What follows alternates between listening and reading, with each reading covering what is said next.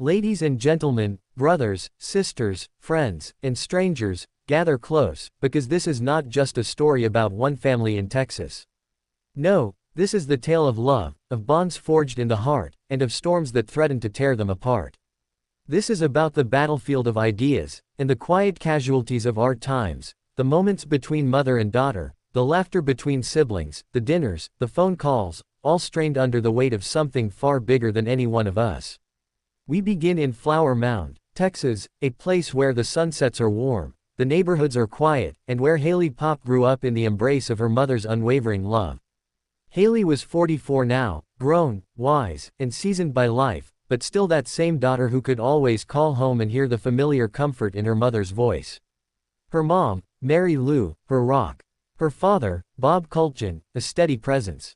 Yes, they had different views on the world, but differences never defined them. No, family defined them.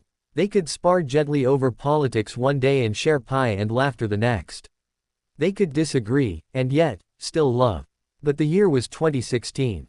A year that would be remembered across America as a year of political upheaval, of rallies and chants, of banners waving in the wind and words carved deep into the national soul. It was the year Donald Trump rose with his call to "Make America Great Again." And Mary Lou and Bob, they heard that call. They believed it. They embraced it. They saw in it a promise, a path, a vision for their country's future. Haley and her brother Chad, they saw something else entirely. To them, this was not a beacon, it was a warning flare.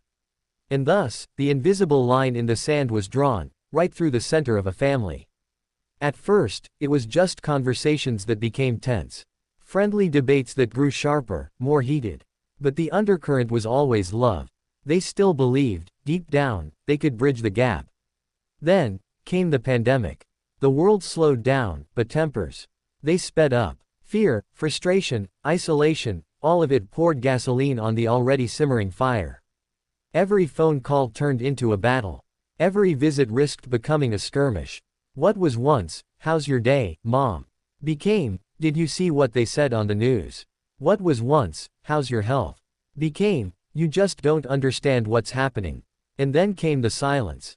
Haley, who used to call her mother every single day, stopped. Not just for a week.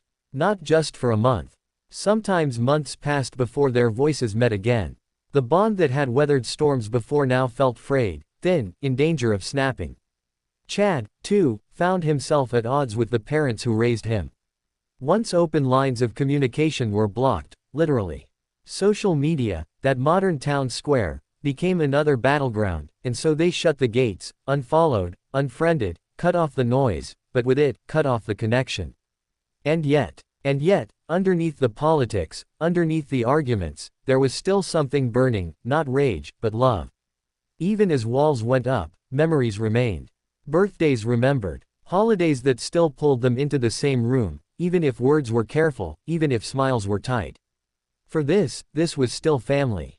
And family, no matter how divided by ideology, still carries the echoes of every shared moment before the division.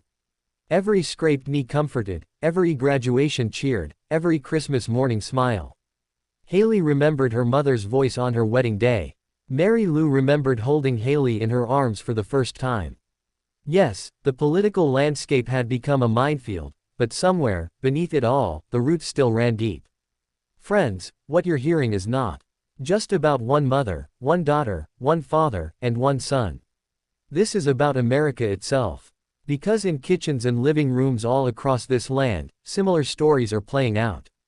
Families, once united, now cautious around the dinner table. Parents and children scrolling past each other's posts, hearts hardened, voices raised.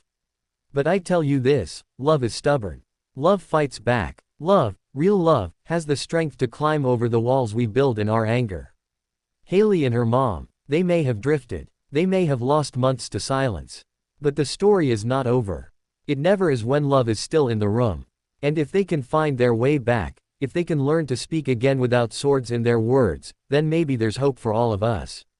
Because in the end, politics may set the stage, but family writes the real story. And that story is still being written.